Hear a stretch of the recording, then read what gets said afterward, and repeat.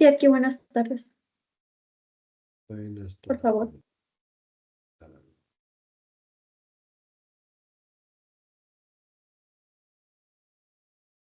Está también Ana Cristina Chávez.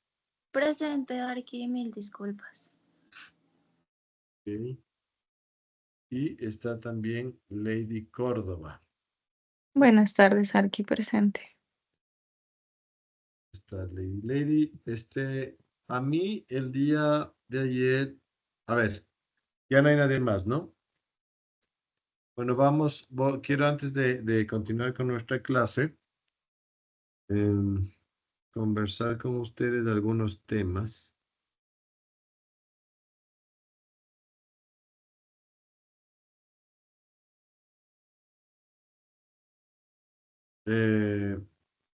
Lady, me informaron del archivo que todavía te hace falta un documento, el documento de, de confidencialidad, que no tienen ese documento tuyo firmado. ¿No lo ¿El entregaste? que es personal o el que se Sí, entrega por grupo? el que es El personal. personal sí lo entregué a la coordinadora del grupo, de aquí. No sé, algo A pasó, Madeline creo que es. no sé, pero a mí me informan que en el caso tuyo está faltando un documento. Bueno, yo entiendo Por que eso, ya, eso le comento que sí entregué a la chica encargada de este grupo. mm, No sé si ella lo tiene o algo. no sé, O pero si eso, no, no sé si podría entregar en mañana a usted sí, mismo, sí, de sí, nuevo. sí, eso te pido de favor que lo vuelvas a imprimir Ya. y mañana que seguramente estarás en la universidad para hacer firmar el cuaderno, Ujú. me lo llevas, ¿ya? Listo, Arqui. Eso, el otro chico de quinto y otro de cuarto, ya. Bueno, en el transcurso del viernes y el día de ayer, bueno, y hasta hoy en un par de casos, se entregó toda la información con respecto al análisis que ustedes tienen que hacer.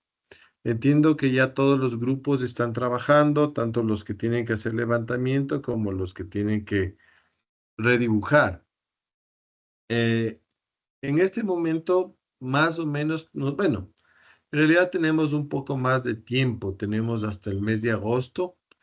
Y con seguridad, si es que hiciera incluso falta, nosotros podríamos extender el trabajo hasta mediados de agosto, más o menos, para poder culminar con el trabajo de análisis y todas las entregas. Eso básicamente les da a ustedes un poco más de un mes, digamos.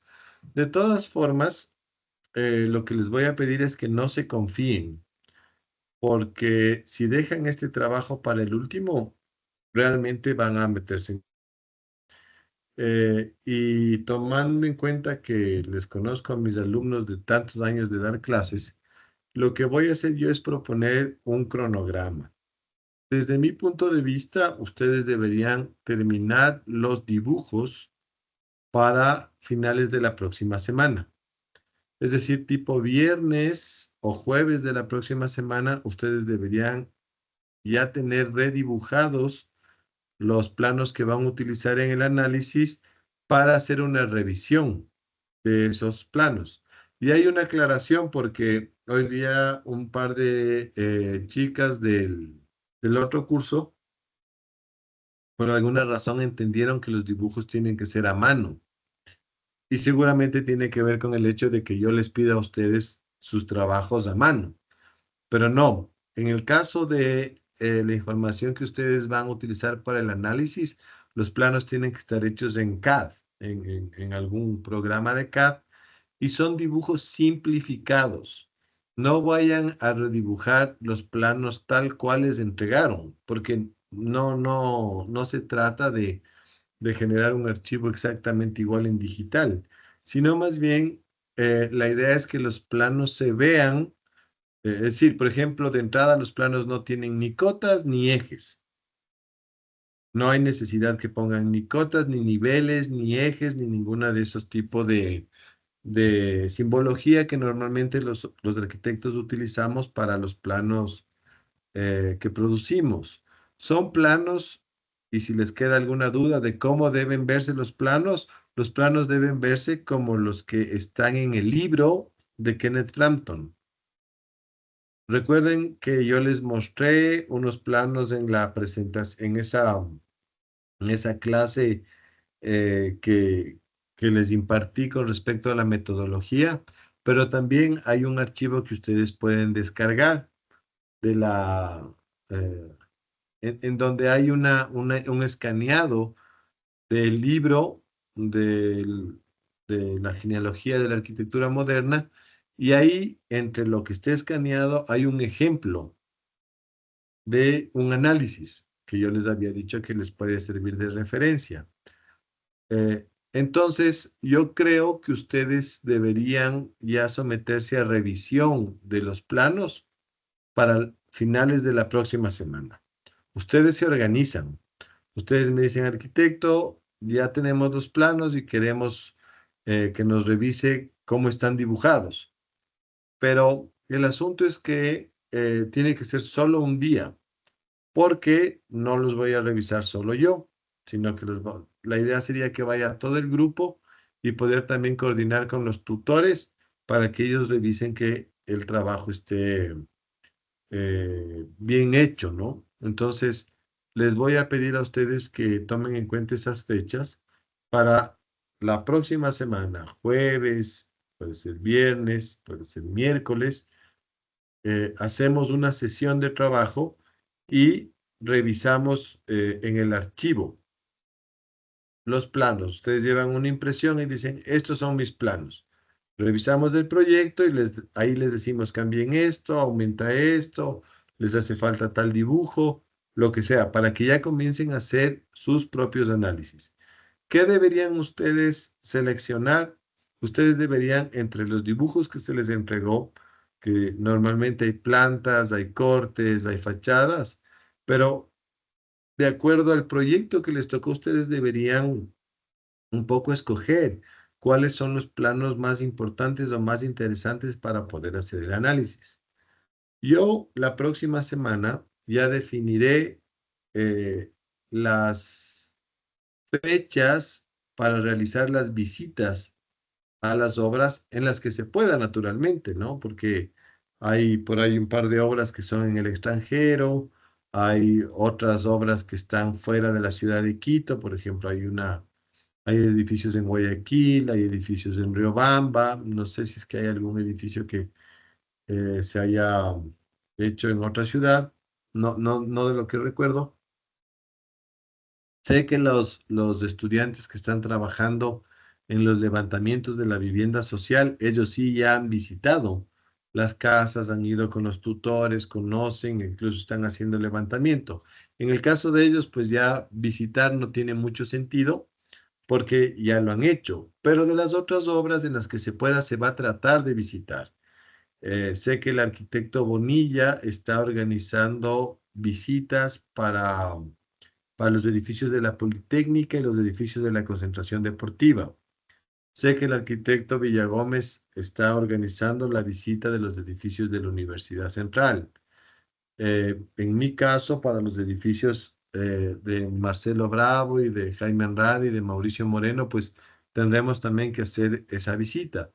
Pero ese cronograma de visitas para un poco eh, recorrer los edificios y entenderlos desde el punto de vista de la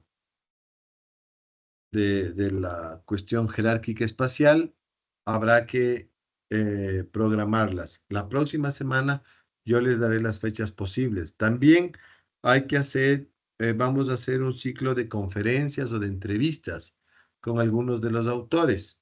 Entonces, hablaremos con la mayor cantidad posible de autores para que puedan ir al archivo y se hagan las preguntas que ustedes necesiten saber con respecto a sus proyectos. Pero eso ya va a ser casi hacia el final del análisis.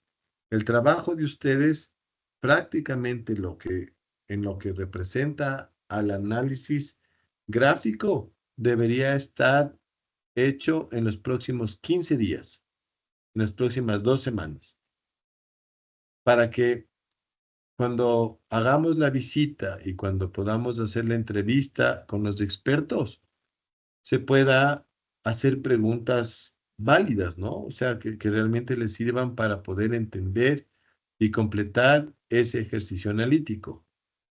Eh, Quiero que tengan claras esas fechas porque si se dejan hacia el final, pueden llegar a tener problemas. ¿De acuerdo?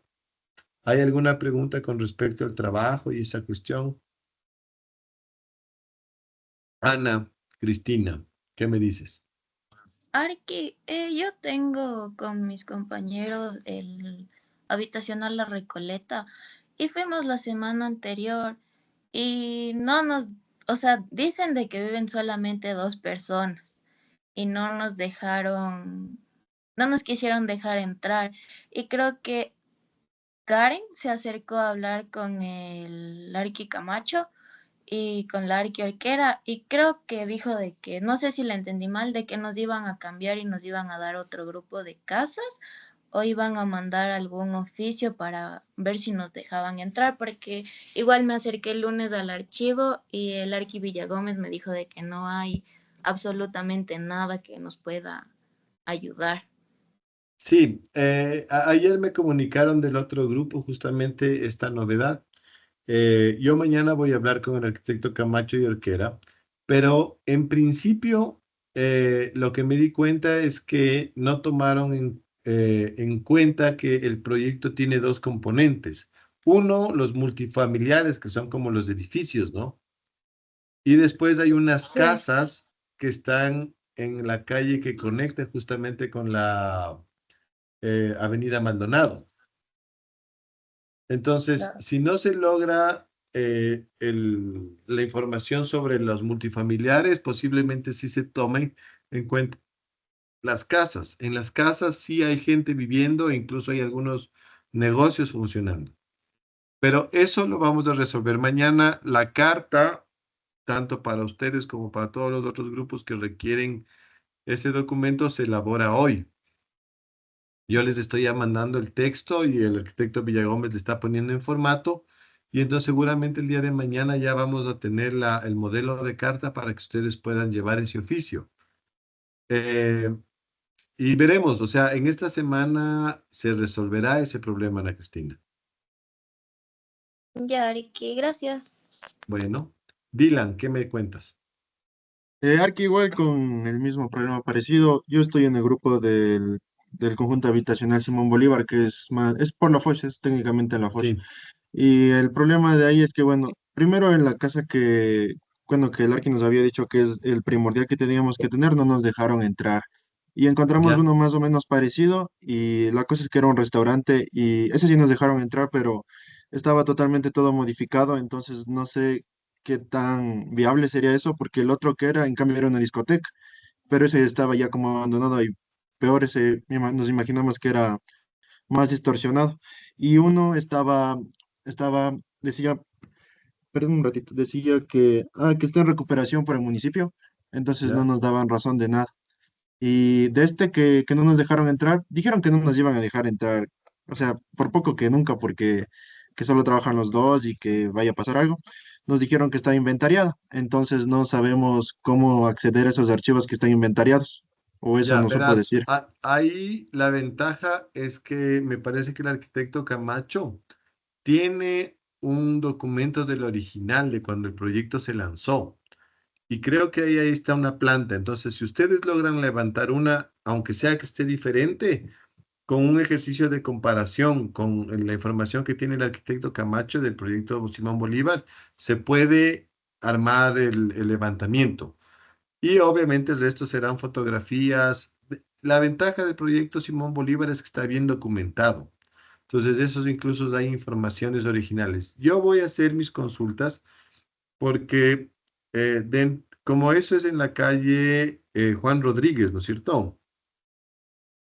Ay, No sí, no sabes. sé, solo me ubico llegando. Puta madre, este Dylan va y no sabe ni a qué calle va. Bueno, yo creo que una de las casas ahí funciona la fundación de Soledad Kigman que es la hija de Eduardo Kingman. Entonces, capaz que yo puedo conversar con ella para que nos deje entrar. Lo que no me queda claro es qué tan completa está la casa, sí, porque esa casa puede variar. Hay otra casa que estaba en propiedad del arquitecto, de los arquitectos Banderas, que, porque tenían ahí su oficina. Sé que ellos ya dejaron esa oficina, pero déjame preguntar. Yo de todas formas no creo que sea mucho problema. ¿Ese proyecto está a cargo de quién? ¿De quién está tutoreándote? ¿Camacho o el coronel? No, no sé el nombre, pero es una arquitecta. La María Isabel Orquera. Sí, Ya, entonces yo voy a hablar mañana con Isabel para comentar esta cuestión y que ustedes se acerquen mañana después de las 10 a hablar con Isabel y ya ella les va a informar qué decisión vamos a tomar con ese proyecto, ¿ok? listo, Arqui, gracias. Bueno, Rosy, Sí, profe. Yo también para lo del conjunto son como 5 tipologías y hasta ahora vamos sacando de 3 haciendo el levantamiento. Y hay una cuarta que nos dijeron que posiblemente nos dejen entrar este domingo. Pero de la quinta sí que no nos atendieron y se ve casi imposible. Entonces, no sé si cómo podríamos hacer con la quinta tipología, si guiarnos en base a las fotografías, porque sí cambian algunas cosas y nosotros modificar eso en planta o cómo hacerle.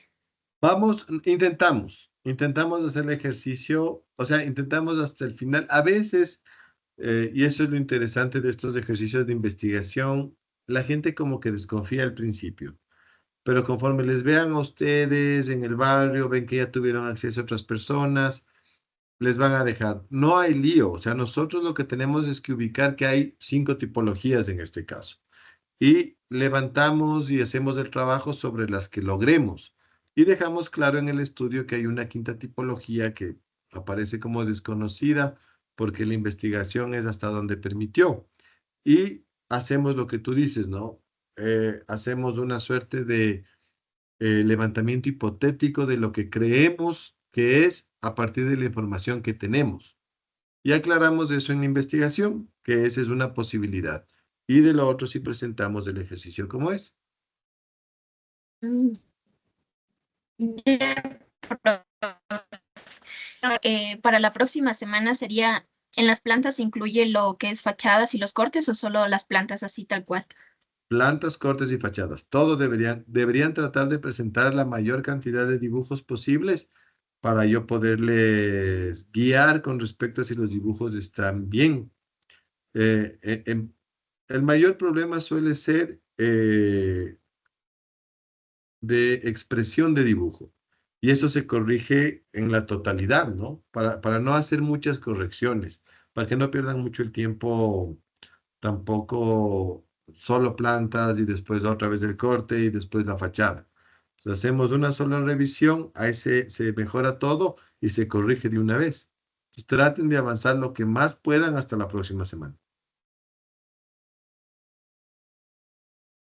Ya, ¿Sí? profe, gracias. Listo. ¿Alguien más tiene dudas con respecto al trabajo? ¿No? Bueno, si no, continuamos con nuestras clases. ¿Me recuerdan en dónde nos quedamos, por favor?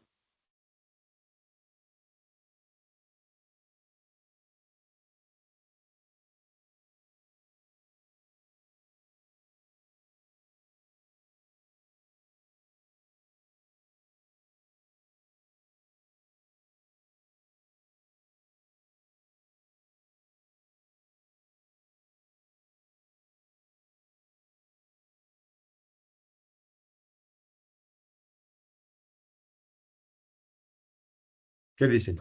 ¿Nadie se acuerda? Ok. Nos quedamos en el organizador gráfico sobre los 3 momentos de la Bauhaus. Ya. Buenas gracias.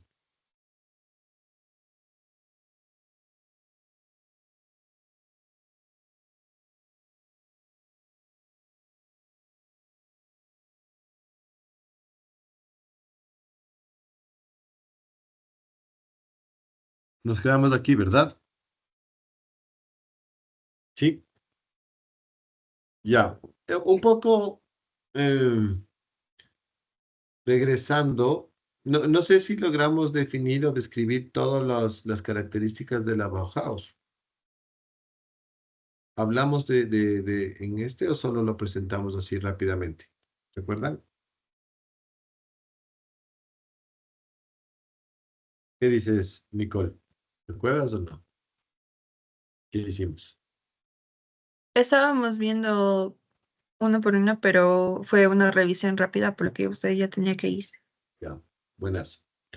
A ver, entonces, para retomar el tema, les había dicho cuál era el origen de la escuela de la Bauhaus. Ah, y a propósito de este tema, eh, que creo que siempre será importante, el Colegio de Arquitectos del Ecuador, el núcleo de Pichincha, conjuntamente con algunas universidades, eh, muy colateral o muy marginalmente el aporte, lastimosamente, de la Universidad Central y especialmente la Fundación Humboldt y la Universidad de los Andes, ha preparado una exposición a la que le han llamado la Bauhaus Reverberada. Esta exposición, que por alguna razón que no entiendo muy bien, eh, se ha desarrollado básicamente en dos sitios. Una parte, que es la que yo pude ver este fin de semana porque estuve recorriendo, es una suerte de línea de tiempo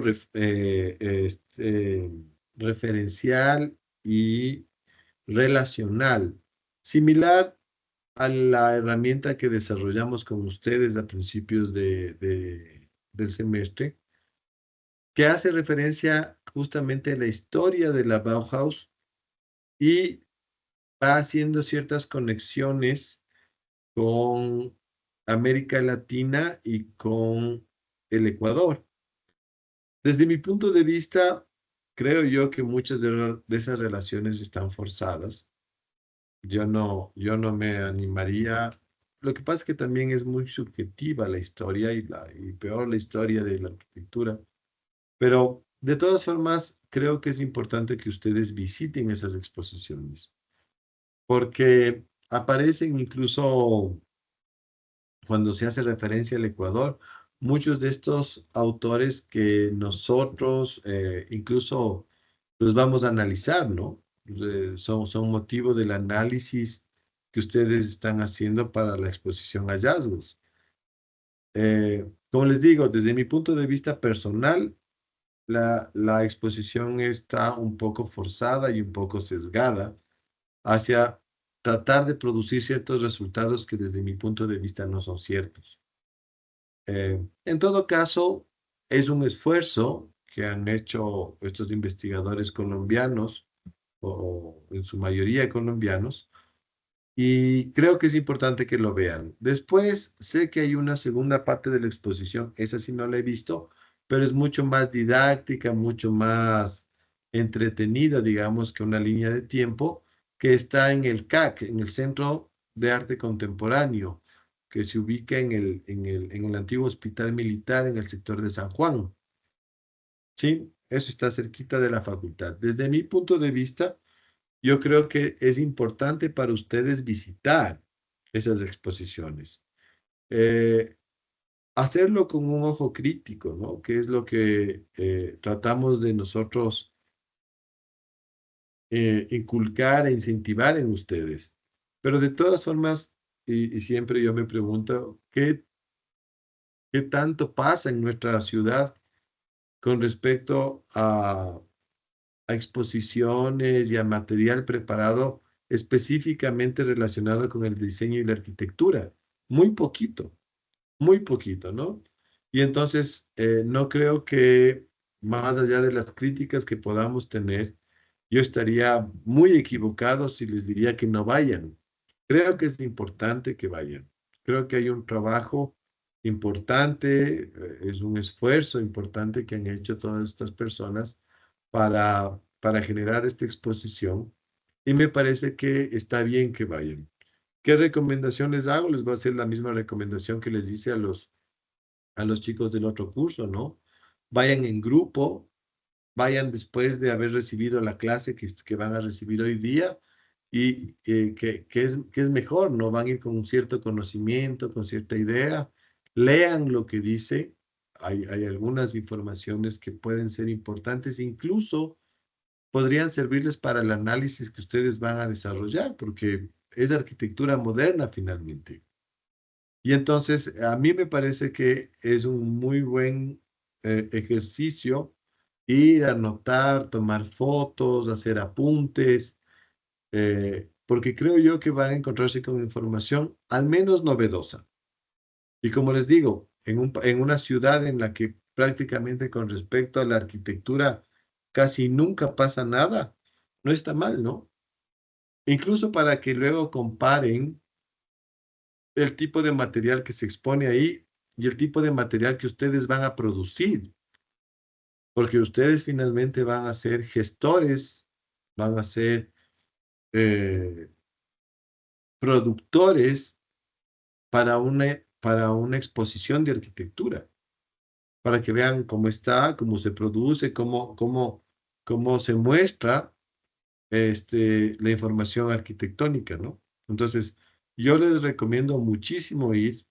Yo mismo, como les cuento, yo no estoy tan de acuerdo con algunos de los aspectos y sin embargo me pasé ahí un par de horas. Siempre será interesante hacer un poco de recorrido cultural, ¿no? Vayan, generalmente en el centro cultural, además de la exposición de la Bauhaus, hay otras exposiciones de arte que siempre serán importantes, y lo mismo en el CAC. En el CAC siempre habrá, yo no he ido a la del CAC, posiblemente este fin de semana yo vaya para allá y visite, porque como les digo, es importante. Es un material que está ahí, es un esfuerzo, y con ojos críticos vale la pena que ustedes vayan. ¿Sí? Eso a propósito y antes de continuar con la información. Pero bueno, ahora ya en nuestra clase yo les había indicado que se pueden identificar más o menos 3 momentos en la historia de la escuela de la Bauhaus. ¿Sí? Un primer momento que está involucrado con su propia creación. Yo les había dicho que en realidad la escuela de la Bauhaus no es una escuela que nace desde cero, es más bien la mutación, sí, es la transformación de la escuela de artes aplicadas de Weimar, que cuando entra a ser parte de este programa que había nacido con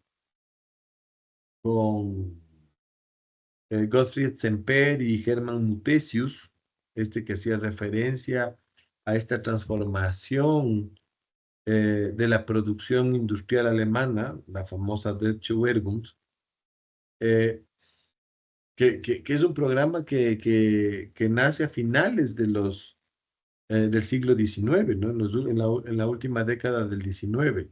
Y entonces no es que sea una cosa nueva. Además, como les había dicho cuando hablábamos de la Deutsche Wehrmacht, eh, las escuelas de artes y oficios y las escuelas de artes aplicadas son instituciones de formación de larga data, muy tradicionales en Europa.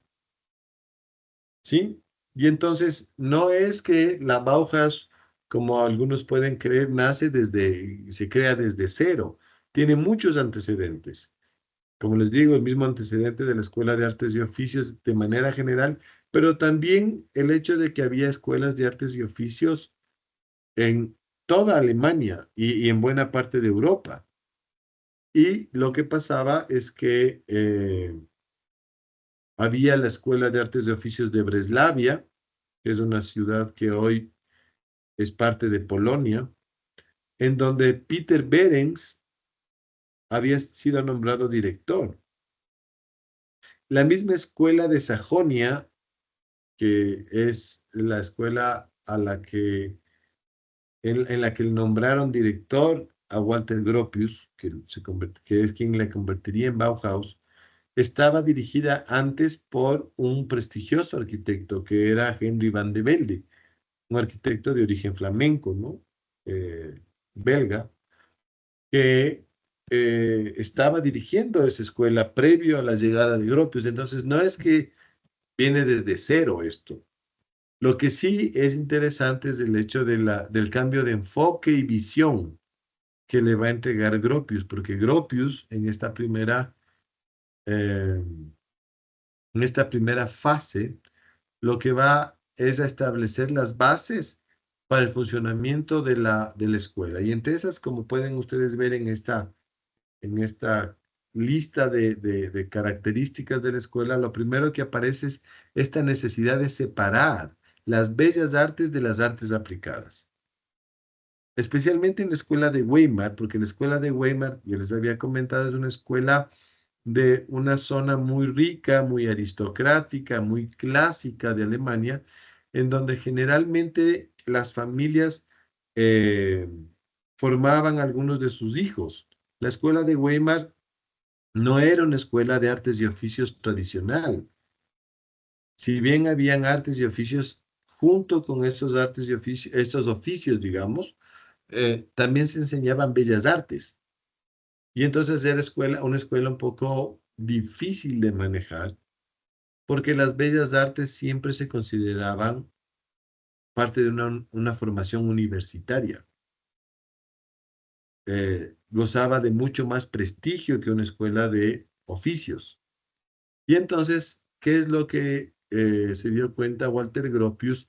Que se generaba un conflicto entre los profesores y estudiantes de las bellas artes, que obviamente tenían cierta arrogancia, digamos, implícita, porque su formación es más universitaria y más clásica, frente a los estudiantes de artes aplicadas. Y entonces lo que hace y lo que propone Gropius es que la escuela se fragmente en esas dos escuelas. Y él se hace cargo de la escuela de artes aplicadas, con una cuestión interesante. Se lleva a la arquitectura consigo. Es decir, no le deja a la arquitectura como parte de las bellas artes, sino que la incluye en el programa de artes aplicadas. Ese es un cambio muy interesante que a la larga va a traer como consecuencia la formación moderna y contemporánea de la arquitectura.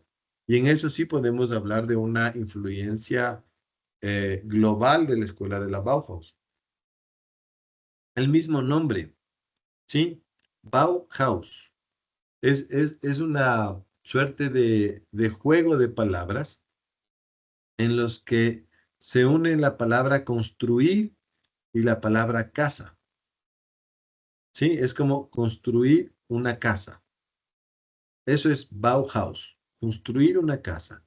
Y entonces lo que está haciendo Gropius es tratando desde el punto de vista conceptual, generar una escuela que finalmente resuelva la arquitectura, pero desde todos los componentes. Y entonces vienen en este caso una serie de incorporaciones a nivel pedagógico muy importantes. ¿Sí? La primera es que él decide generar una escuela especializada en la formación específica de diseñadores. De diseñadores de manera general, no solamente de diseñadores arquitectos, sino de diseñadores industriales, es decir, diseñadores para la industria, diseñadores de objetos, diseñadores textiles, diseñadores de modas, diseñadores de muebles, diseñadores de lámparas, diseñadores de vitrales, ¿sí? Y entonces comienza una especialización. Aquí nacen las escuelas de diseño, ¿sí? Las escuelas como las conocemos hoy, esta asociación que existe en el mundo en general, de que las escuelas que enseñan arquitectura también enseñen diseño. Y ustedes van a notar que esta es una característica típica. Tal vez en la Universidad Central no, porque en algún punto la universidad se negó a ampliar esa base curricular. Pero, por ejemplo, en otras universidades de la ciudad, como la Universidad Católica, la Universidad Internacional, la Universidad de las Américas, ¿sí? Las facultades son de arquitectura y diseño, o facultad de arquitectura, diseño y arte. Y eso también pasa en otros países, en el resto del mundo. Casi siempre esta formación de arquitectura va acompañada con diseños y con arte. Y tiene un poco que ver con esto, que es lo que nos propuso Walter Gropius en su momento. Otra cuestión que es interesante en la formación y esta nueva base formativa de la Bauhaus es la implementación del sistema de enseñanza en talleres. Es una cosa que es muy natural ahora para la formación. De hecho, ustedes estudian arquitectura bajo el sistema de talleres, los talleres de diseño arquitectónico. Esto nace, de hecho, en la Bauhaus, porque antes la formación era una formación de tipo teórica, poco aplicativa. Y entonces estudiaban los estilos, más que los estilos, estudiaban los cánones teóricos. Así se formaban los arquitectos bajo el sistema Bellas Artes, ¿no? Estudiaban el canon clásico y hacían composiciones o variaciones del canon clásico. En cambio, bajo el sistema de talleres hay un nivel mayor de experimentación. El famoso aprender haciendo, que es una metodología formativa del siglo XVIII, ¿sí? La idea de aprender mientras haces. Y eso involucra también la incorporación de algunos métodos muy experimentales desde el punto de vista pedagógico. Uno, el sistema Montessori, de una profesora que se llama María Montessori, que tiene que ver con el sistema de proyectos. Sí, se establece un proyecto, un problema, y a través de un proyecto se decide solucionar ese problema. Esto que María Montessori se lo implementó originalmente para la enseñanza a niños, a los niños más pequeños, se fueron dando cuenta que era un sistema eficiente para formar a cualquier ser humano, a cualquier edad. Y entonces ese sistema, el sistema de María Montessori, se lo incorporó como metodología de enseñanza en la Bauhaus. Y lo hizo justamente el que fuera el profesor del curso iniciático, ¿no? Que era un suizo que se llamaba Johannes Itten, que fue el primer profesor del curso inicial de diseño. Y ustedes van a notar que esto también es una novedad. Aparte de la visión del director, en este caso es Walter Gropius, va a tomar mucha fuerza este curso de iniciación en diseño. Generalmente el profesor de la clase de iniciación en el diseño o del taller de iniciación en diseño va a ser quien establezca un poco la línea que va a seguir la escuela. En este primer momento, en el momento 1, es Johannes Itten.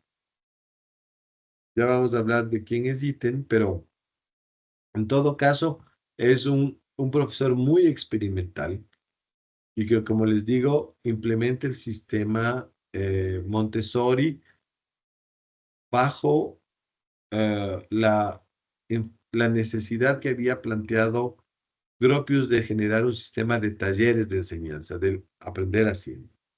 Adicionalmente, hay una tercera metodología que es un poquito también del siglo XIX, que le pertenece a un pedagogo de apellido Froebel. Se escribe Froebel, ¿sí? Froebel. Froebel se inventa un método de enseñanza basado en la geometría básica. Y él creó una suerte de juego pedagógico, que son unas piezas de madera que son cubos, son cilindros, son esferas, son geometrías básicas que venían en una cajita. Y eso se les daba a los niños, y lo que se dio cuenta Froebel es que cuando el niño tenía y manipulaba estas formas básicas, comenzaba a desarrollar inteligencia espacial y inteligencia tridimensional. Por lo tanto, el niño estaba en capacidad de dar una mejor respuesta a su mundo que es tridimensional.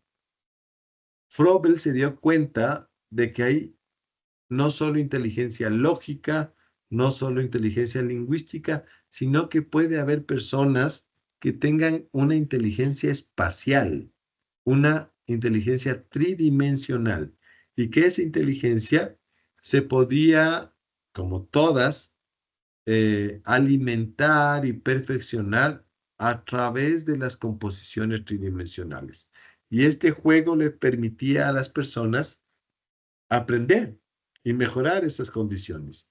Y entonces, de los desarrollos en el futuro, Froebel se dio cuenta que esto podría ser interesante para quienes trabajan con ese tipo de necesidades, entre ellos, obviamente, los arquitectos. Y estos ejercicios de composición tridimensional se les enseñaban en los cursos básicos a los estudiantes de la Bauhaus. Entonces, Froebel, Montessori y sistema de talleres.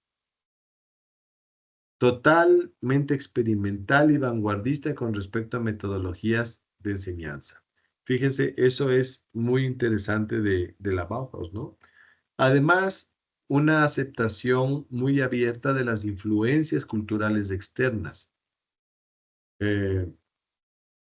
Gropius ya pensaba, como muchos de los autores o gestores culturales de la modernidad, en una producción global. Ellos estaban conscientes, como vamos a ver en esta clase y en la próxima con seguridad también, que la arquitectura es un fenómeno global. Podrían ser los edificios que puedan ser hechos en Alemania, como en cualquier otro lugar de Europa o del mundo. Y entonces, bajo esa premisa, la arquitectura también se puede alimentar de múltiples fuentes y las artes pueden alimentarse de múltiples fuentes. Y entonces es de alguna forma muy elástica, muy permisiva con todas estas experimentaciones culturales externas la escuela.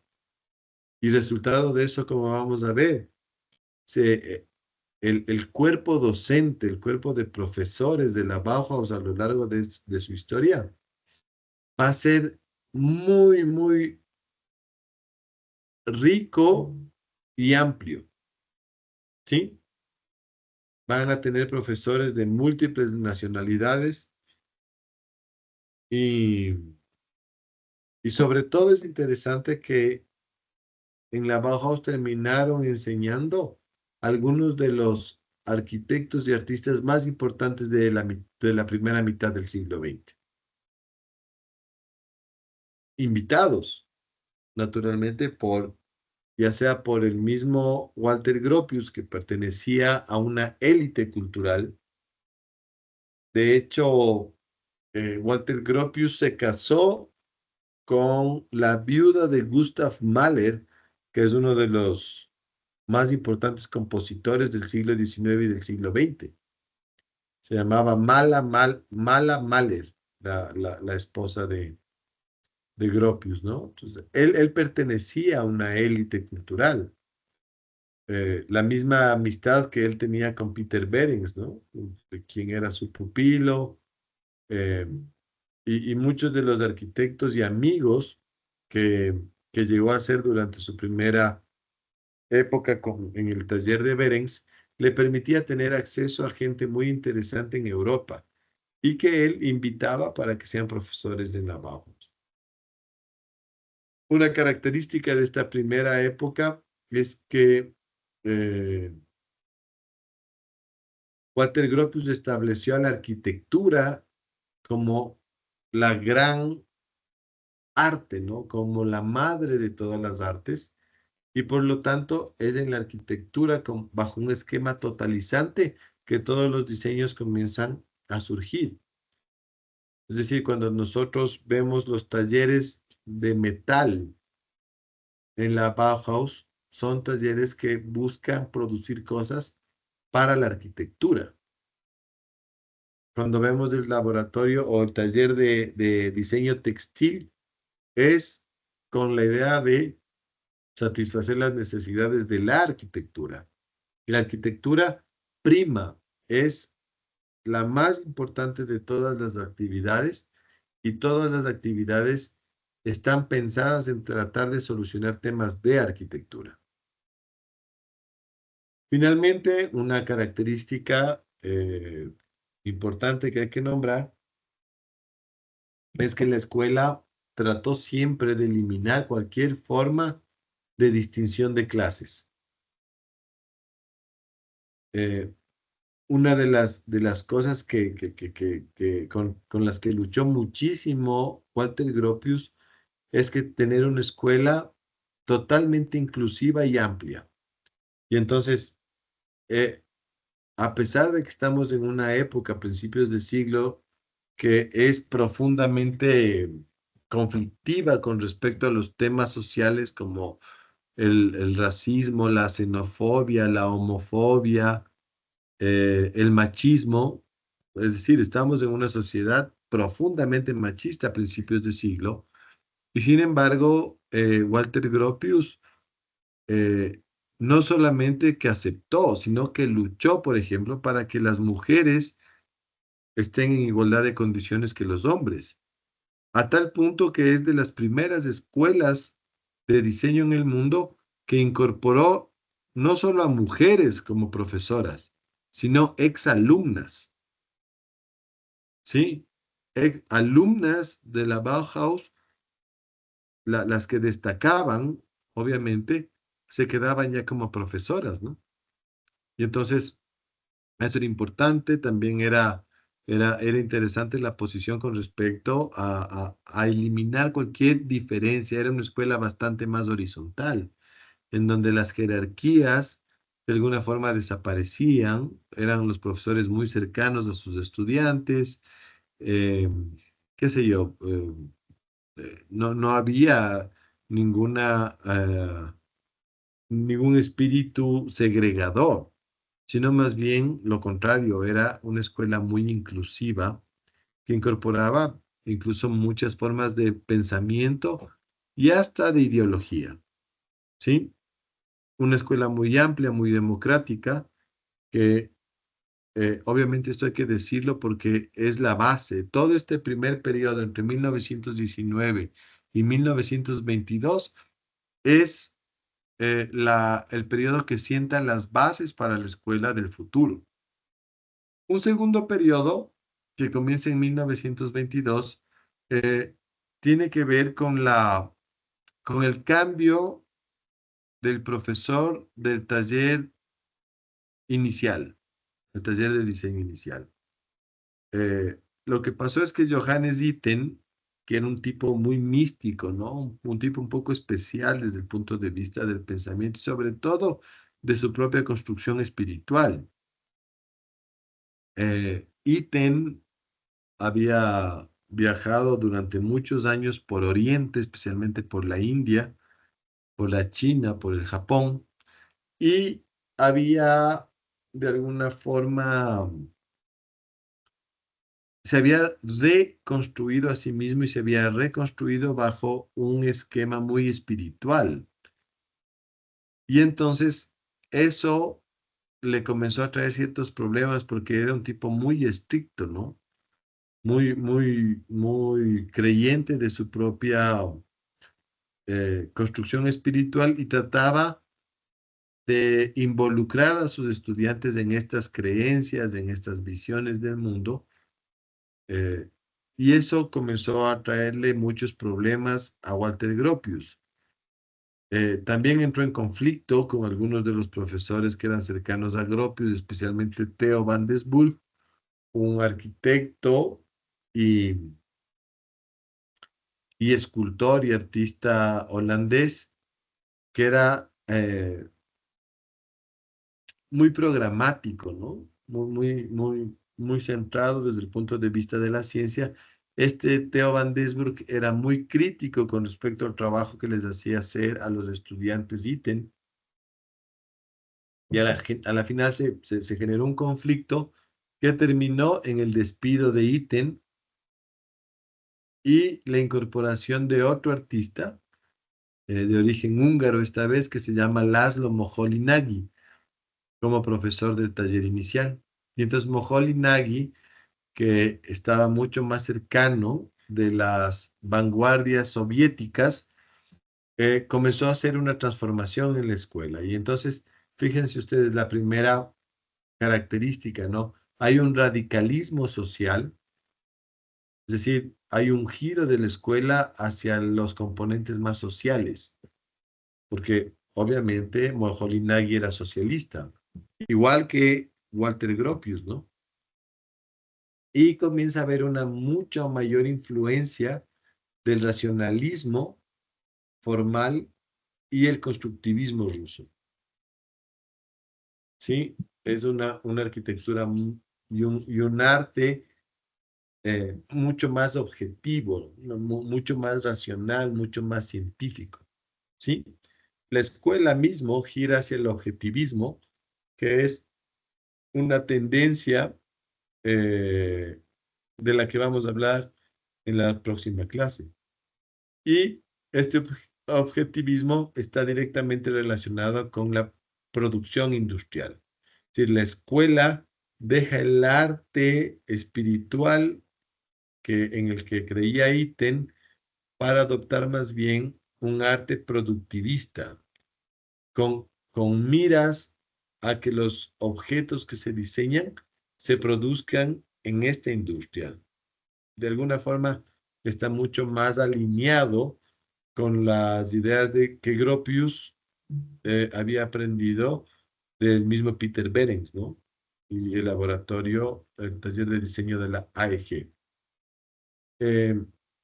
Lo que va a hacer Moholy-Nagy es limitar los talleres a ciertos materiales y dar mayor énfasis en la parte programática, en el componente de los programas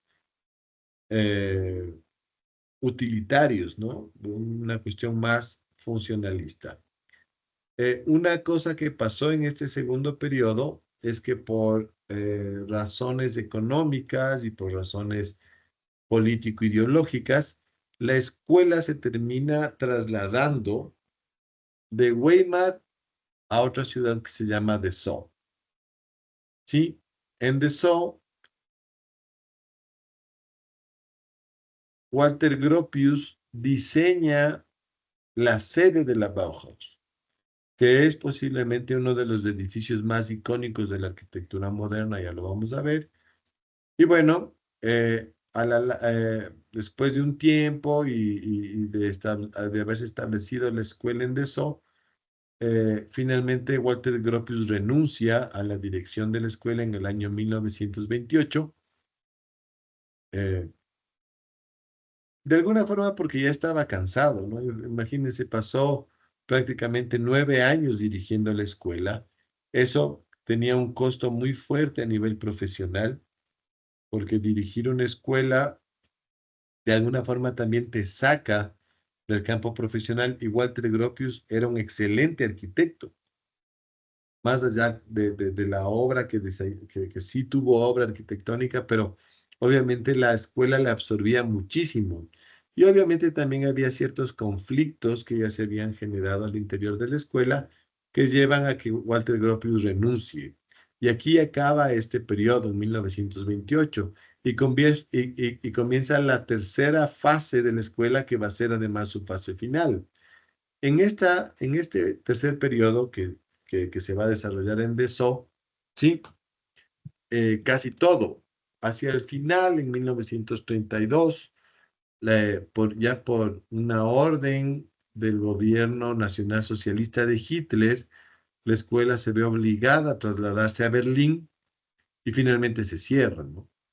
Pero bueno, durante la gran parte de este periodo que va de 1928 a 1932, le nombran director a Hannes Meyer, que era otro arquitecto cercano a las ideas de Walter Gropius, pero mucho más radical desde el punto de vista social. Y entonces lo que va a hacer la escuela es radicalizar su ideología política hacia el socialismo y hacia la producción social e industrial.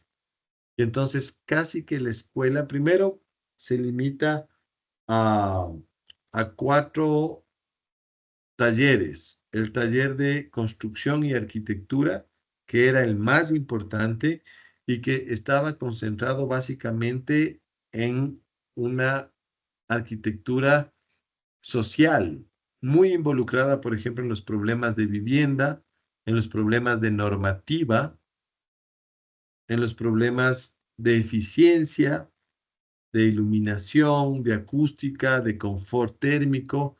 Es decir, es una escuela de construcción y de arquitectura profundamente técnica, porque Hannes Meyer es muy técnico, ¿sí? Y en las otras escuelas, que básicamente son la escuela de publicidad, fíjese, es interesante porque arma una escuela de diseño publicitario que involucraba también a la escuela de gráfica, ¿no? Todas las ciencias gráficas o todas las artes gráficas se incorporaron a la escuela de diseño publicitario. Había el taller de producción de metal y madera y el taller de tejidos, todos enfocados en los procesos industriales. Y otra cosa que es interesante del proceso de Meyer es la incorporación de las últimas investigaciones en el campo de la psicología de la forma, la escuela de la Gestalt, que para ese momento es nuevita, porque la Gestalt termina publicando los estudios de la escuela de psicología de Frankfurt, termina dando los resultados de sus investigaciones en los años 20 del siglo pasado. Y toda esta información nueva de estas investigaciones se incorpora a los conocimientos que se impartían en la Bauhaus. Por lo tanto, como ven ustedes, la currícula, la malla curricular, los conocimientos comienzan a ser cada vez más técnicos, cada vez más desarrollados desde el punto de vista tecnológico. Hay naturalmente una mayor responsabilidad social. De pronto, y esto entre comillas, como que la parte técnico-social se impone frente a los valores estéticos de los objetos. O sea, lo que prima es la parte técnico-social por sobre la estética, que no pasaba en los 2 periodos anteriores. Finalmente, como les decía, la escuela, por estas características ideológicas, comienza a sufrir un ataque permanente del gobierno a cargo, que es el gobierno nazi de Hitler. Recuerden que la Bauhaus era una escuela pública. Al final, dimite Hans Meyer y le nombran director de la escuela a Ludwig Mies van der Rohe, otro arquitecto muy famoso, y Mies traslada a la escuela a Berlín En un intento de salvar la escuela, la vuelve una escuela privada. Sin embargo, todo este ataque del gobierno de Hitler lleva finalmente que sea imposible trabajar porque el gobierno de Hitler era profundamente de derecha, ultraconservador, y claro, les consideraba a todos los profesores de la Bauhaus como radicales, socialistas, comunistas, y al final lo que tuvo que hacer Mies es cerrar la escuela, ¿sí? Se cierra en el año 33 de forma definitiva, y los profesores se vuelven en perseguidos políticos. Y entonces muchos de los profesores migraron a la Unión Soviética y otros tantos migraron hacia Occidente, ¿no? A Inglaterra, a Francia, pero sobre todo se mudaron a los Estados Unidos, donde tenían una muy buena cabida. En el caso de Walter Gropius, terminó encargado de la Escuela de Arquitectura de la Universidad de Harvard. En el caso de Mies, se hizo cargo de la Escuela de Arquitectura y Diseño de Illinois, en Chicago. Hans Meyer migró a la Unión Soviética y estuvo a cargo de escuelas formativas en Moscú. Y después Hans Meyer comenzó a migrar a América Latina, estuvo en México, sobre todo en México. Algunos se fueron hacia el Brasil y así los profesores se fueron yendo para diferentes lugares. Y entonces, esto es un poco las características, esto es un poco de lo que podrán ver seguramente en la exposición de la Bauhaus reverberada, explicado, digamos, en un nivel de detalle medio. Hay otra cosa, junto con este diagrama que les quería mostrar, que es este de acá, que tiene que ver con los profesores. Fíjense ustedes quiénes estaban formando parte del cuerpo docente de la Bauhaus, ¿no? En el primer periodo, que les decía yo, está dominado por Johannes Itten como profesor del curso de diseño preliminar, pero también aparecen figuras como el arquitecto Oskar Schlemmer, el artista Paul Klee, Lionel Feininger, el arquitecto que ya les había dicho, Theo van Desburg, el gran artista ruso Vasily Kandinsky y George Much, además de Walter Gropius, naturalmente, ¿no? Fíjense que aquí aparecen algunas de las figuras más representativas del arte y la arquitectura de la primera mitad del siglo XX. Después, en el segundo periodo, se incorpora Laszlo Moholy-Nagy, que es un artista muy innovador, muy experimental. Se mantiene Theo van Desburg, porque como les decía, en el caso de van Desburg, era un poco peleado con Itten, y en esa pelea salió triunfante van Desburg y se quedó. Se incorpora Joseph Alberts, Herbert Bayer, Adolf Meyer, todos arquitectos, ¿no? Aquí pasa una cosa que es interesante porque se incorporan como profesores Marcel Breuer, que es arquitecto y diseñador de mobiliario. Él estudió en la Bauhaus. Es uno de los graduados de la Bauhaus que se incorpora como profesor justamente del taller de mobiliario.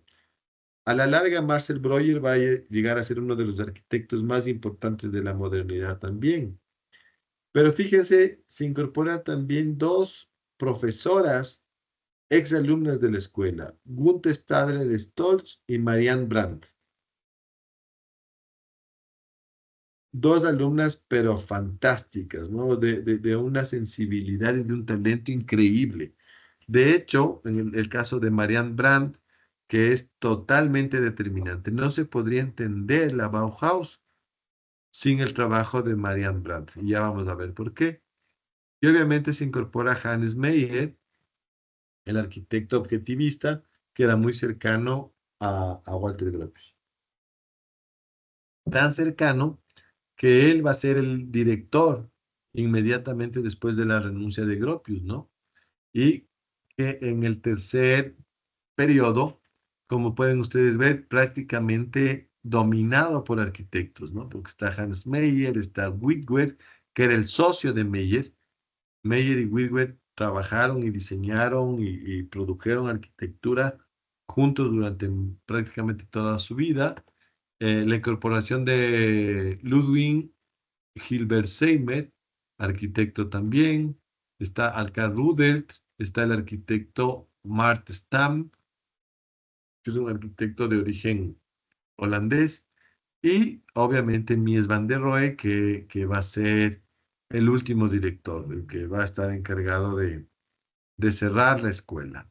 Entonces, fíjense ustedes, es que son poquitos años, ¿no?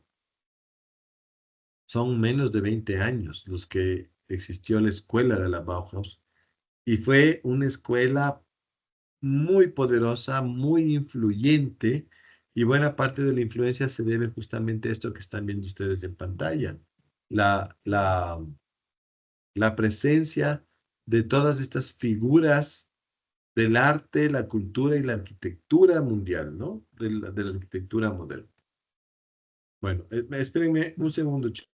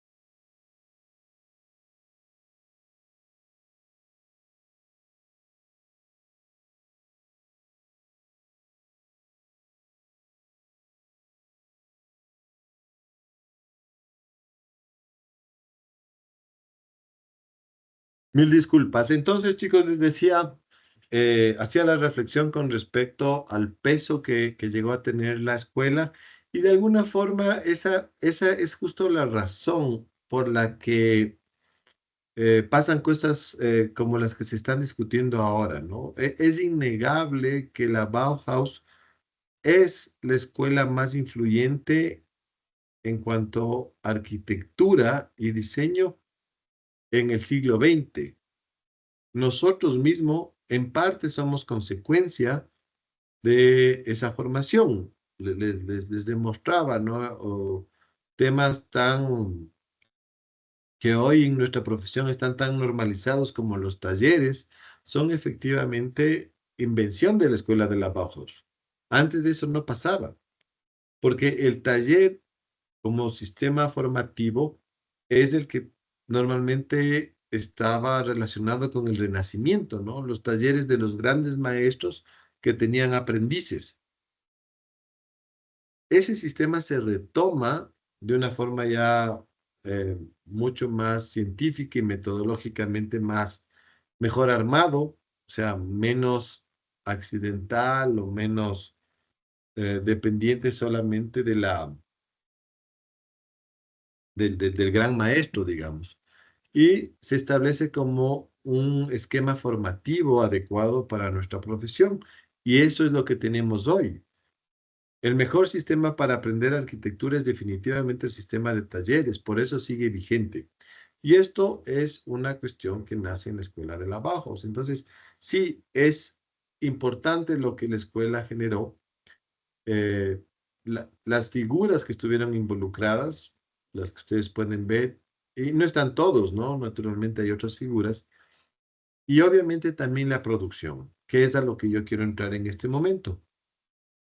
Entonces, ya he explicado un poco, quiero ir desarrollando con algo de imágenes y algo más de, de, de comentarios para que ustedes entiendan de qué se trata esta cuestión de la Bauhaus. Aquí en la foto vemos a Johannes Itten, el famoso artista plástico que asumió el taller de diseño preliminar, que como les decía era como que la clase más influyente y que determinaba el funcionamiento de la escuela. Como ustedes pueden ver en la foto, se trata de un tipo que estaba muy comprometido con el componente espiritual, que no es que tenía que ver con una cuestión religiosa, no se vaya a creer esto, sino más bien con una forma de experimentación del diseño y de las artes a través de un componente más espiritual. Les decía que él era taoísta, estaba muy involucrado en estas prácticas espirituales y semi-religiosas de Oriente, pero más que la creencia, lo que creía Itten que era importante transmitir a los estudiantes es la disciplina y el comportamiento. Como les digo, a la larga esto, entre otras cosas, le trajo problemas al mismo Itten que terminaron en su despido, ¿no? Pero más allá de esas cuestiones, hay ciertos temas relacionados con ese aparente misticismo que sí fue interesante y que le pudo de alguna forma entregar a la escuela como novedad. Una, esta cuestión muy experimental, ¿no? Es Itten el que incorpora el sistema Montessori y el sistema Froebel como metodologías de enseñanza. Es justamente Itten, que tenía origen suizo, pero que tenía una formación muy anarquista, ¿no? El que invita tanto a Theo van Desburg como a Vasily Kandinsky. Fíjense que les invita a estos dos personajes que son muy diferentes desde el punto de vista personal y desde el punto de vista de su trabajo. Theo van Desburg es un tipo muy racionalista, le pertenece o está formado bajo una escuela que se llama neoplasticismo, que está dirigido por Piet Mondrian, que es un artista profundamente racional. Y por otro lado está Kandinsky, que es el gran padre del arte abstracto, que es profundamente emotivo, ¿no? Que vea la geometría como un trabajo espiritual y emocional. Entonces, Itten trata de comenzar a hacer ciertas investigaciones en el campo de lo material, en el campo de lo funcional, pero sobre todo, fíjense ustedes, este es el trabajo, es una obra de Itten. Hay mucha experimentación geométrica y experimentación cromática. Itten eh, incluso escribió y tenía una clase de teoría del color que compartía con Paul Klee, el otro gran artista de las vanguardias del siglo XX, que, que venían escribiendo justamente sobre temas de percepción cromática y percepción formal. Y estas cuestiones las infundían y las enseñaban a sus estudiantes. Y yo creo que es muy valioso, ¿no? Porque además son de alguna forma consecuencias del pensamiento fenomenológico, que algunos de ustedes lo conocen muy bien. Es decir, son materializaciones del pensamiento fenomenológico en las artes y en el diseño. Es interesante desde ese punto de vista, ¿no? Acá tienen una foto de Theo van Doesburg, este arquitecto y artista plástico holandés, que, como les digo, era terriblemente racionalista, ¿no? Es un tipo muy esquemático. Esta es la obra de Theo van Doesburg. Si ven, esto que parece muchísimo a la obra de Piet Mondrian, que es el padre artístico de un movimiento que se autodenominó a sí mismo neoplasticista o Dekstigel, así se conoce, ¿no? Son holandeses. Y Piet Mondrian era muy esquemático, muy riguroso y muy disciplinado con respecto al arte que propendían crear. Hablaba de esto, ¿no? De la geometría pura, el dominio del ángulo recto, el dominio del cuadrado, el dominio de la cromática esencial, blanco, negro, amarillo, azul y rojo. Ahí terminaba todo. Ellos, Mondrian y sus discípulos, entre ellos Theo van Doesburg, hablaban justamente de que con estos recursos se podía hacer todo el arte para el resto de la historia, ¿no? Obviamente es un discurso que es imposible, pero ellos estaban convencidos de eso, ¿no? Y este esquema se llevó Theo van Doesburg como idea de racionalidad, de una racionalidad maquínica típicamente moderna que trató de infundir a sus estudiantes dentro de la Bauhaus. Y por el otro lado, fíjense esto, ¿no? Esto es uno de los ejercicios que desarrolló Theo van Doesburg a, a partir de la deconstrucción formal del cuerpo humano, en esto que aparece como un cartel, anunciando un poco las actividades deportivas, ¿no? Fíjense ustedes cómo él demostraba a través de este cartel que la figura humana podía irse deconstruyendo en figuras geométricas elementales. Mucha presencia de cuadrados, rectángulos, líneas rectas. Claro, por aquí difiere un poquito, pero en general él trataba de demostrar que todo lo existente podría reducirse a figuras geométricas básicas. Y esto es una forma de abstracción geométrica, pero también tiene que ver con una suerte de pensamiento que va más allá del trabajo eh, gráfico, del trabajo del diseño. También tiene que ver con una actitud de vida y eso creo que es importante también verlo, ¿no?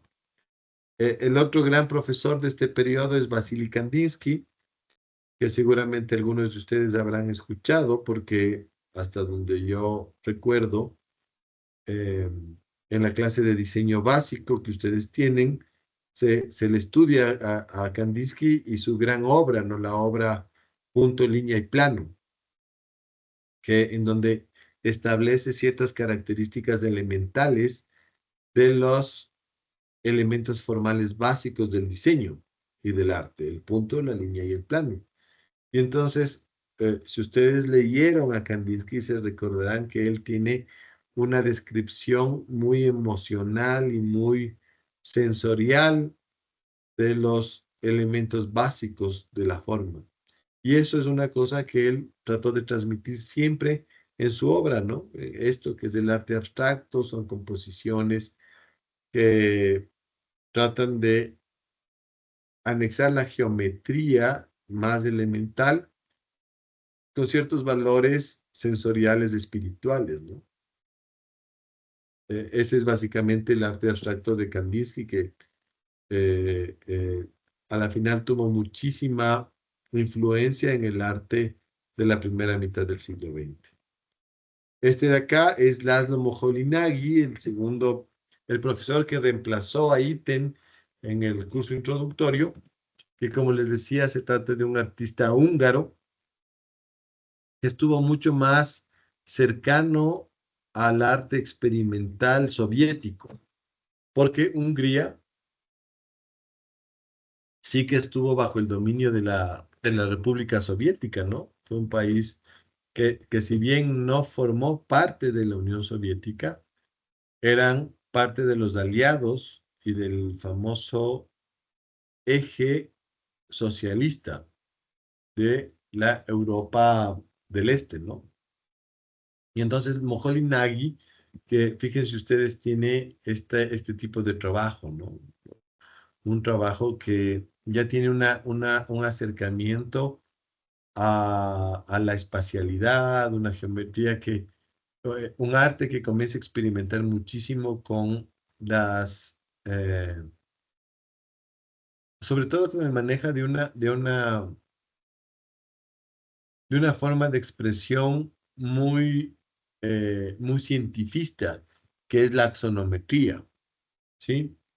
Eh, la axonometría, la isometría, eh, el tema de la manipulación del color, que se puede ver en esta obra, o cosas como estas, ¿no?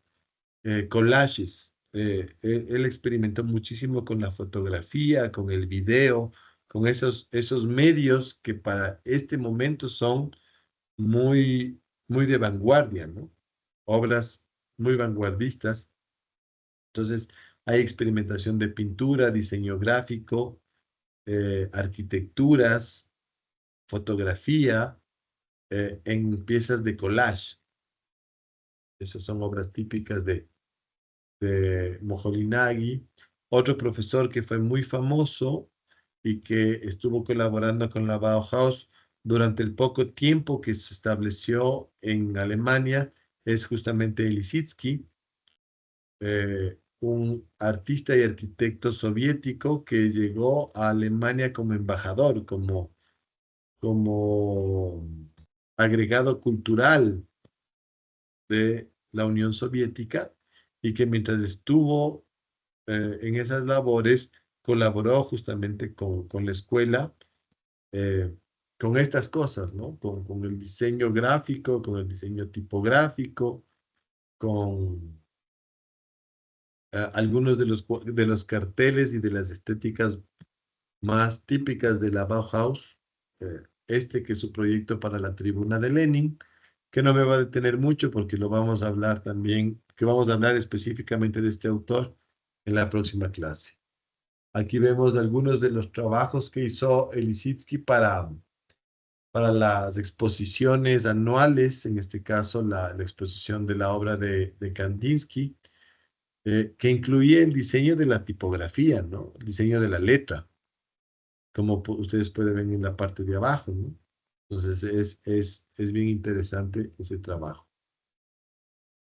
Y bueno, y entrando un poco en el campo de la arquitectura, me parece que siempre será importante hablar del edificio sede de la Bauhaus, que es obra de Walter Gropius del año 1926, y que es un edificio típicamente moderno, ¿no? El edificio eh, que de alguna forma reproduce algunas de las ideas que ella había mostrado en sus proyectos para las fábricas tipo edificios como la fábrica Fargus, como las fábricas modelo, de las que ya habíamos hablado antes, que se convierten en su autorreferencia. Fíjense ustedes, es interesante el dibujo porque es una axonometría en donde se puede ver claramente la composición volumétrica del conjunto, ¿no? Un bloque que es el bloque de los talleres, que está pensado exactamente de la misma forma como resolvían las fábricas. Grandes cristaleras. ¿Por qué? Porque acuérdense que Walter Gropius veía a la enseñanza como justamente una suerte de posibilidad de fabricación industrial. Hay esta suerte de paralelo. Si una fábrica puede producir zapatos, turbinas, lo que ustedes quieran, el trabajo del taller es una suerte de fábrica también. Es una fábrica de diseños. Y entonces él cree y llega a la conclusión de que se puede optar por el mismo tipo de edificio, un edificio básicamente de varios pisos en los que hay plantas libres en donde funcionan los talleres.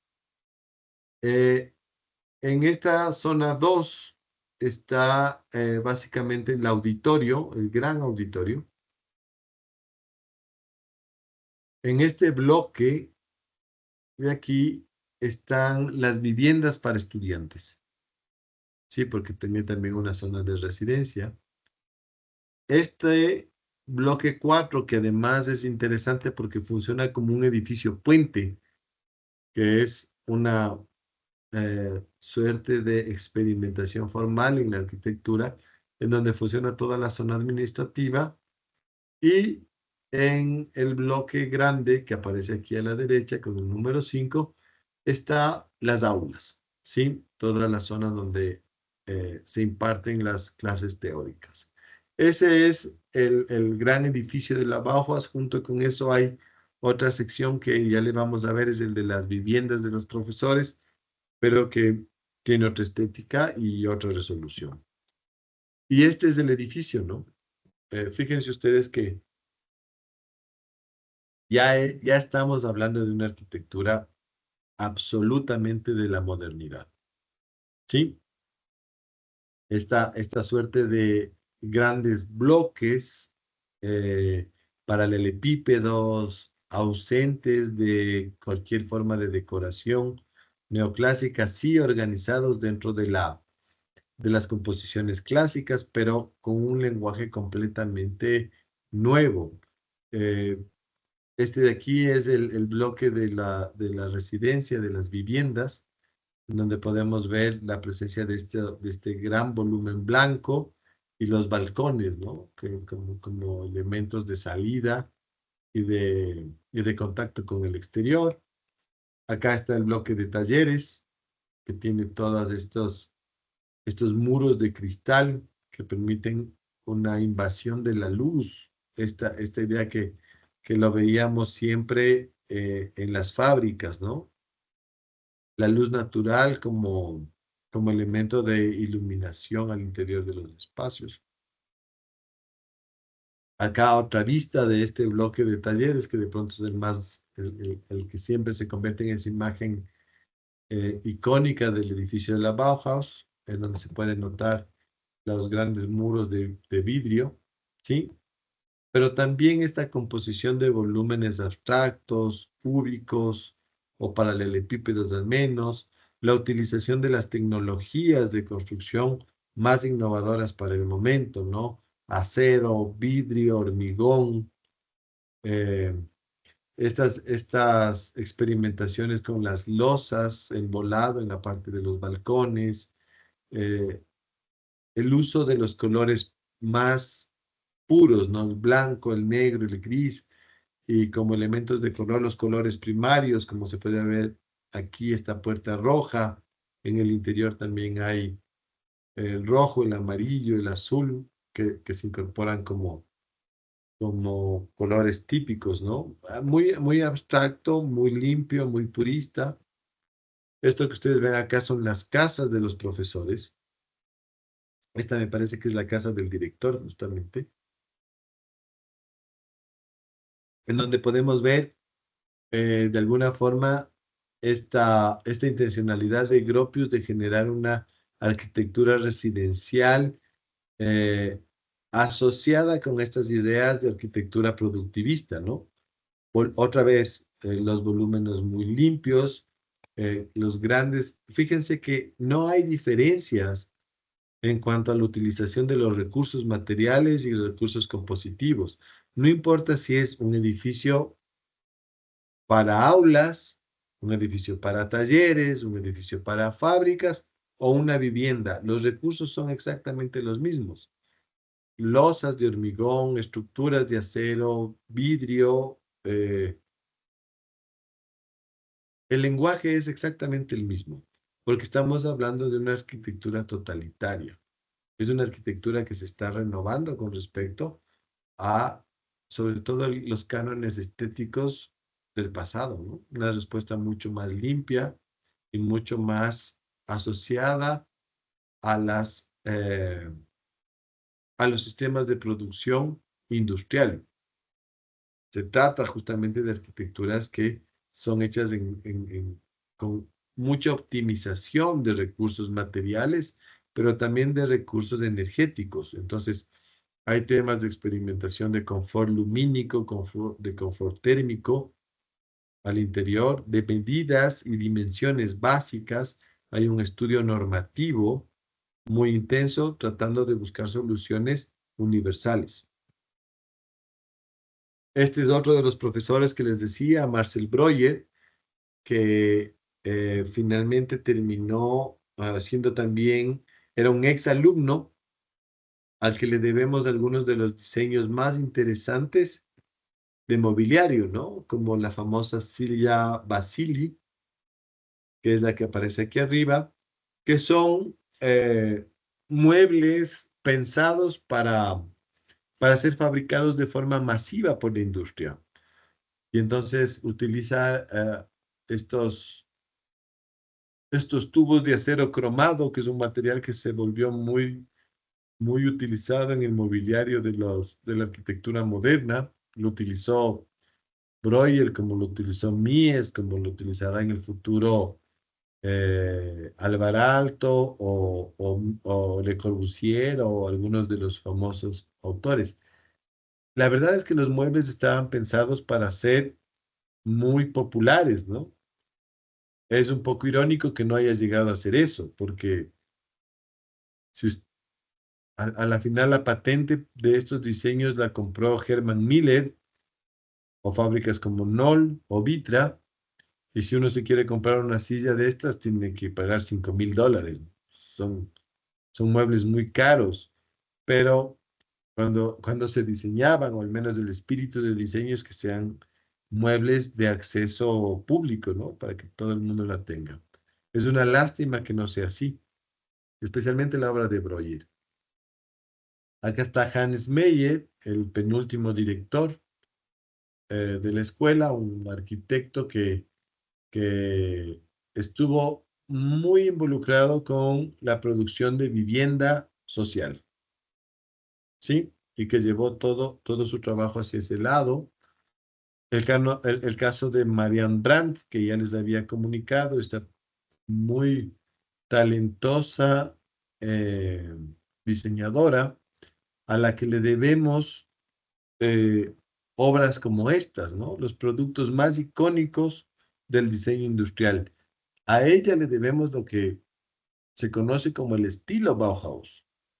Sí, si ustedes googlean estilo Bauhaus, lo que les van a salir son estos productos, ¿no?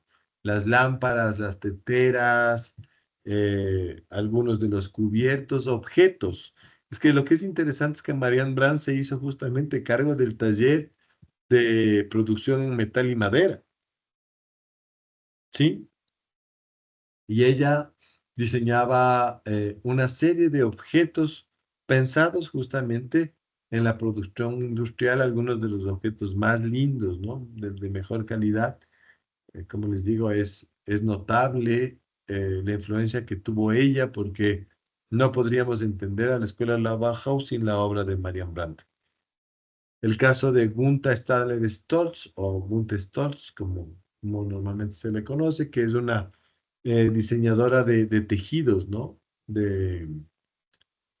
Estuvo a cargo del taller de tejido justamente, en donde se diseñaban alfombras, textiles, incluso ropa, eh, bajo métodos eh, totalmente de estética moderna, pero también pensados para la producción industrial moderna. Y bueno, hasta ahí. Esta es una clase muy cortita. eh, por obvias razones no podemos alargarnos porque bien podríamos hacer un semestre entero de la Bauhaus, pero no nos da el tiempo.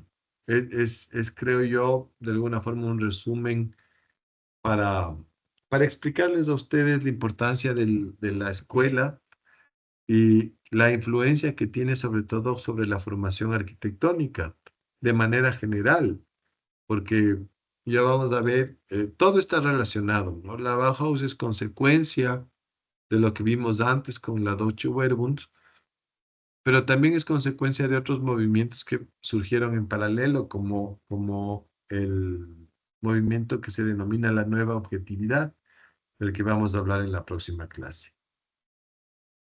Bueno, eso es, chicos. No sé si tienen alguna pregunta, alguna consulta sobre la clase, algún comentario.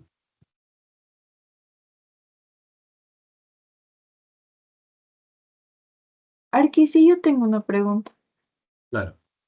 ¿Tenemos que llevar para mañana hasta ahorita lo que tenemos los apuntes o debe terminarse el tema de Sí, Bauhaus ya se por ahora? terminó. Se terminó el tema hoy. Hasta ahorita tienen que hacer sus apuntes, sus dibujos y mañana les firmo en la mañana. Ya, Arqui, gracias. Bueno,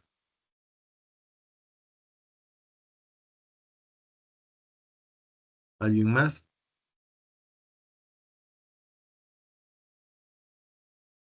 No. Bueno, entonces ya se pueden desconectar, chicos.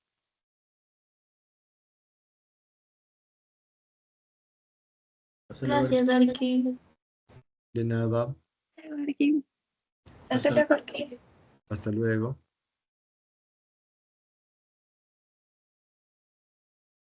Aarón Cruz, ¿qué dices?